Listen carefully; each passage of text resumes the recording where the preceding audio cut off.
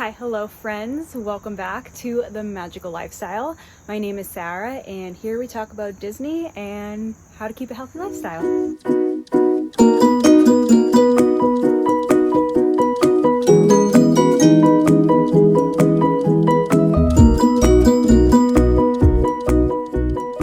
On today's agenda, I want to go through staying at a resort or staying off property. I have done both and I'm going to be doing a little split stay the next time that I go. I don't know if you would want to call it a split stay, but I'm staying off property for one night and then I'm going to be staying on property for a whole entire week. I have had the pleasure of staying at a value resort, moderate resort, and a deluxe resort. So I want to break down every single different option that there can be, and hopefully this helps you pick and choose what will work best for you and whoever you're going with. So we'll start with value resorts. I have stayed in Pop Century and All Star Music. So don't ask me why I've only stayed in music. I used to go for cheerleading every single year for nationals, and whenever we went, we would always just stay in music. That's just where our room block was. But you can compare it to Pop Century as well. The layout is exactly the same, except there is one slight difference that I know of. That is a little perk at Pop Century. So if you want to think of it as more of a motel where all the doors to the rooms are on the outside and then you walk in and you're in your room, there's tall buildings stacking up, and if you can guess on what the theming is, All-Star Music is going to be music. There's all these famous music stars throughout the decades, and everything is themed based off that music. So for instance, one of the staircases up into the resort, into the building, is a big boombox. This is a speaker, not a boombox. The pools are great. They have a guitar pool, which is the main pool with the 3 cabaneras at it. And we have a piano pool, which is a little bit of a smaller pool. Transportation there is only buses. But yeah, have great experience there. Pop Century, same exact thing, except you go through the decades just in general. I think you start at the 50s and it goes all the way up to the 90s maybe. I'm not 100% sure on that, so don't come at me for that. But anyways, they have a main pool area too. Layout is exactly the same. You have that motel feel. The value resort rooms, when I stay there, they were double beds. I know they are Murphy beds now. You have a curtain separating off your bathroom area. So you have the sink out on the open and then a door to go into the toilet and the shower. The one main difference is the transportation. So you do have the buses, and you also have the Skyliner. So Skyliner is near Epcot and Hollywood Studios.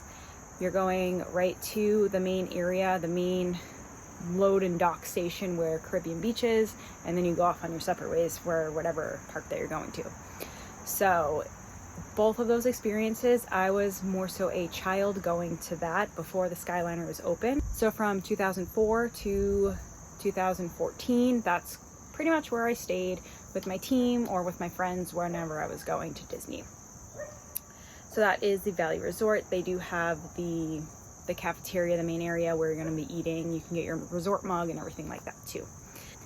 Next up is the Moderate Resort. So I've been to Caribbean Beach in 2018 and I went to Coronado Springs and I stayed in the Grand Casino Tower this year actually, so 2024. Complete different experiences. So there are, I don't want to say there's different levels of moderate resorts, but if you're staying in the Grand Casino Tower, you are more deluxe, on the deluxe side of the moderate resorts than anything. Now, it was unfortunate when I went to Caribbean Beach, it was during the renovation. So the really main thing that I missed was the eating. So they had like a unthemed mini cafeteria buffet style where you would go and get your breakfast. I didn't really go for lunch and dinner just because I was out at the parks doing stuff, but pool is a level up. They have these cannons shooting out because it's Caribbean themed, little pirate theme going on. I think they have more of those Little Mermaid rooms now. Upgrade in the pool, upgrade in the room. Rooms here are very, very similar to Value Resorts, or at least the one that I stayed in. Again, that double bed. I'm not sure if they have Murphy beds now. I've only stayed there once, and this was now like 5-6 years ago. But instead of that curtain where the sink is, they had a slidey door. So it's a little bit more privacy and a little bit more quiet when you're in there. So then that way, if you do have kids, you shouldn't be waking them up if you're a little bit louder in that bathroom area. Now, for Coronado Springs, I can only speak to the Grand Casino Tower. This is more like a hotel where you're going in, you're taking the elevator up to your room, and you are going right into your room from the inside. I was so fortunate enough to have a corner room. So I had 2 windows, 2 beds, all the bright air coming in. It was amazing. My view was right over the little water area that they have there. I saw the Three Bridges restaurant, and it was just fantastic. Now, I don't know if my bathroom was a little bit bigger than others, because the room was probably the size of the deluxe room I've stayed in before, but the bathroom was probably double what the Caribbean Beach and All-Star and Pop Century were.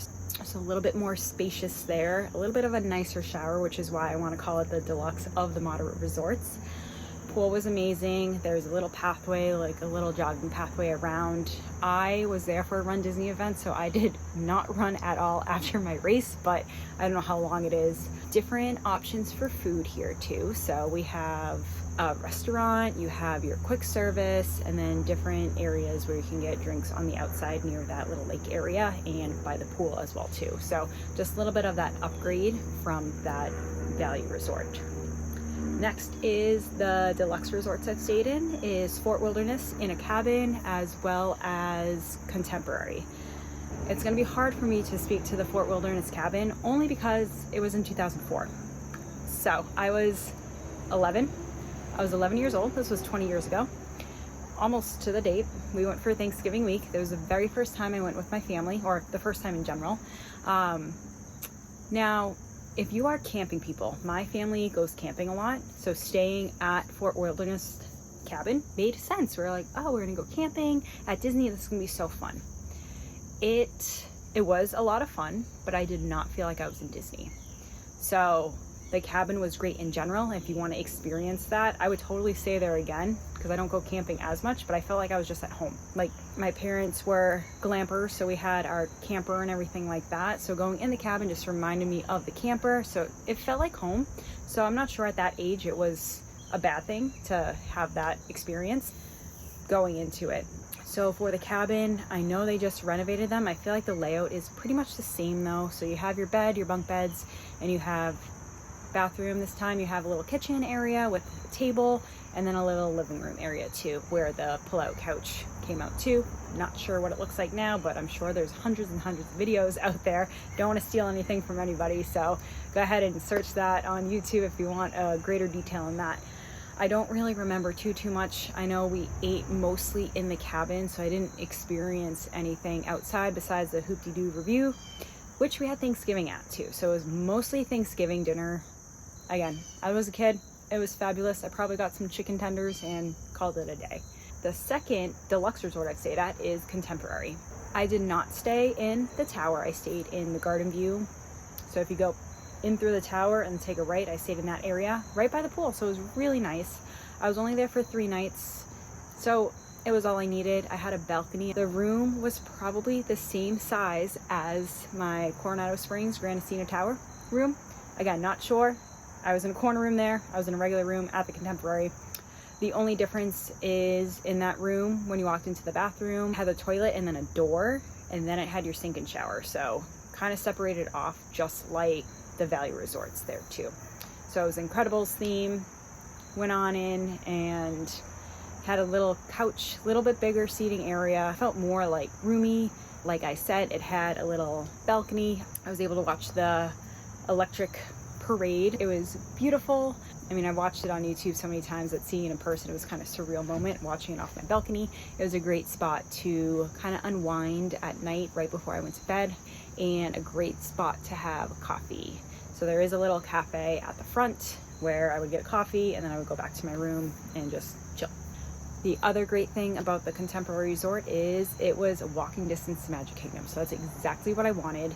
I did not care what the room looked like or anything. I literally just did it for the location, and it was really cool to go and eat my breakfast in the Contempo Cafe and see the monorails drive by. So whether you are staying at value, moderate, or deluxe resort, I say it really depends on what your trip is going to be like. I've had a tremendous experience through all of them, and as I get older, I just kind of keep climbing up the ladder because I want to eventually get into all the resorts. But I have stayed at an Airbnb as well. Back in 2022, I went for New Year's. I don't remember how many days I went for. It had to have been 3 days again. I'm taking these little weekend trips because that's what I can get in. So I stayed at an Airbnb. I will compare and contrast my experience from staying on property, since I've had very great experiences between the different levels of resorts. I will just categorize it as resorts and categorize it as staying off property. So the big difference is obviously there's no transportation, so I had to Uber everywhere. I did have a kitchen. I did have a great bedroom and a bed and a bathroom and a living area. Like, think of it as I rented an apartment basically. So think of it as a small apartment. It was nice to be able to wake up, cook my own breakfast, and kind of take my time. The downfalls were the Ubers. I'll get into that in a little bit. And the experience. So while my stay was great, I had an amazing room and everything like that, there was no Disney magic. Does not matter what type of resort you are staying at on Disney property. You walk in, you know exactly what I'm talking about if you've been there before with the TV. The TV is playing the wonderful music with the resort that you're staying at. The times are up. You see the big ball, you see the castle, you see the tree of life, and you see Hollywood Tower Terror. You see all of that on the TV. I don't know if you know about that Disney smell. It just, the smell of the resort. Each resort has a different smell. You got to experience it, but it was missing all of that. It was like I was walking in to a place, like an Airbnb. But that was my choice too. So I'll go into the Ubers.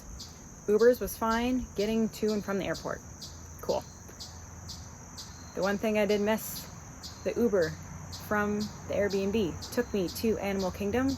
I did not drive through the sign. That is one thing I did miss too. So going back to that magic, I saw no Walt Disney World sign. Did not see a see you real soon sign. I just got to Animal Kingdom. That was it. And I was like, oh, we're here. Cool. There was something missing about that trip. And that was it. It was the magic.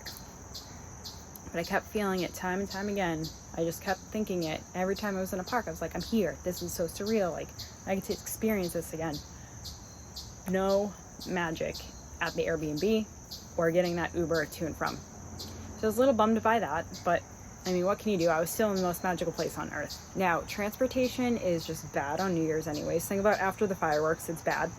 It's not the best thing in the world.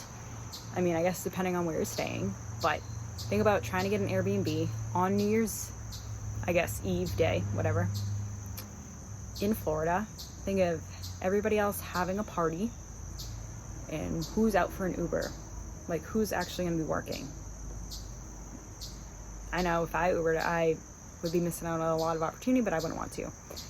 I think I waited for an hour and a half for an Uber. I was at Epcot for the fireworks. I fully knew that leaving was going to be a disaster, and I knew I was going to be waiting, but I did not think I was going to be waiting that long. We went to the Epcot area for the Ubers. Try to get an Uber, try to get a taxi. There was nothing available. That's when I went to the TTC on the monorail because it was still going, and tried to get an Uber there because I thought it was going to be a little bit better. But yeah, that was not fun, and I don't want to do that again. That was my only downfall. Any other night, it was fine getting out from the park. But that's the thing you got to deal with too. So it's the risk of getting an Uber or the risk of just like waiting for a bus, monorail, Skyliner, whatever it is. But if I were to pick resort over Airbnb, I would totally pick a resort over that. Whether it's going to be a value, moderate, or deluxe, again, depending on your length of stay, depending on budget, depending on what you're looking for, that is going to be up to you to decide. If I were to go next, I'm migrating towards those moderate resorts. I do like the deluxe resorts. I really do want to stay at the Polynesian, in the new tower, or even just in whatever they have now, but that is one of the deluxe resorts I want to stay at. And I also want to stay at Wilderness Lodge once. So there are some deluxe resorts on my bucket list, but I also want to stay at Port Orleans, either French Quarter or Riverside, doesn't matter. I do want to migrate towards those moderate resorts because I feel like when I stayed in Coronado Springs, even if I didn't even stay in the Grandestino Tower, I feel like I would have had a great experience. And then those deluxe resort times that I do stay will be more of that longer stay that I go for, where I'm really going all out. So again, as I get older, I'm going to be exploring more and just staying at all the resorts. Yeah, that is one of my goals, is to stay at all the resorts. I've stayed at quite a few so far, so we'll see what the next 10 years bring. So I hope you enjoy this video, and I hope it helped out with any of your planning, whether you were thinking about staying at a resort or off property. Just knowing the pros and cons of each kind of helps out which one do you stay for. And depending on who's coming with you, how old or young your kids are, if you're going on a solo trip, do what you want. Whatever you put into this vacation is what you will get out of it too, is what I will say. So for that being said, if you like this video, comment, subscribe, thumbs up, and I'll see you in the next one.